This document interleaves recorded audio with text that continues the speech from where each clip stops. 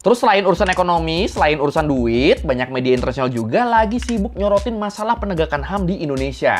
Di satu sisi, media-media asing tuh lagi ngeliat kalau di Indonesia tuh lagi ada gebrakan anti korupsi yang lumayan masif. Kayak kalau menurut laporan Al Jazeera sama AP News, pemerintah Indonesia tuh lagi gencar-gencarnya nangkep pejabat-pejabat korup. Ya, kayak yang terbaru misalnya yang masih panas, pastinya ya kasus penangkapan mantan kepala BGN, penangkapan Dadan Hindayana. Ya, kemarin kan Doi sama beberapa petinggi BGN lain, mereka kan ditangkap sama Kejaksaan Agung ya, gara-gara dugaan korupsi di program andalannya Presiden. Korupsi MBG. Dan nggak cuma itu, Wakil Menteri Imigrasi, Silmi Karim, dia juga ditangkap KPK atas kasus pemerasan izin tinggal warga asing. Terus ada juga kasus Ketua Ombudsman Nasional yang juga ikutan kena ciduk KPK karena dugaan korupsi tata kelola pertambangan nikel. Ya, dari kacamata luar, dari sudut pandang media asing, ini kan nunjukin kalau pemerintah Indonesia itu kan emang lagi gencar bersih-bersih nih. Kelihatannya bagus nih.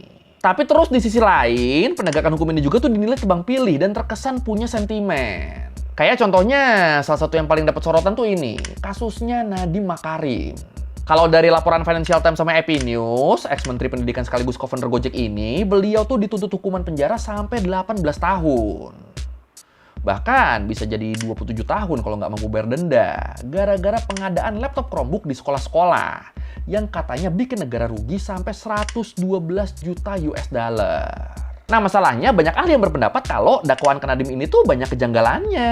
Kayak misalnya pengacara veteran Todung Mulya Lubis yang waktu diinterview sama Financial Times, dia bilang kalau bukti dari jaksa tuh lemah banget dan lebih ke arah kriminalisasi kebijakan. Dan kalau bener gitu kan berarti kan jelas lagi-lagi ini sinyal merah nih. Soalnya orang-orang yang punya track record bagus, akademisi, dan dinilai punya integritas malah dikriminalisasi kan. Apalagi terus nggak cuma Nadiem, baru-baru ini juga tuh ada kasus Kerry Adrianto Reza.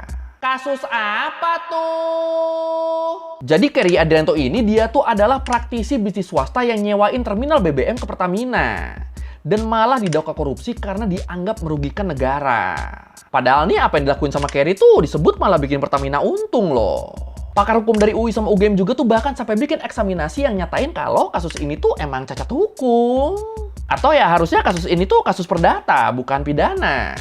Nah, karena kasus-kasus hukum kayak gini, akhirnya ini ngebikin komunitas bisnis jadi makin takut deh buat invest di Indonesia. Soalnya ya tadi tuh, orang mau inovasi, orang mau ngasih solusi, orang mau berbisnis, malah dipidana. Mana nggak tepat sasaran pula kan? Ya pada ngeri lah, pada kabur lah udah. The former head of Indonesia's Free Meals body has been arrested just a day after he was sacked by President Prabowo Subianto. The Office of National Nutrition Agency was raided this morning by investigators from the Attorney General's office.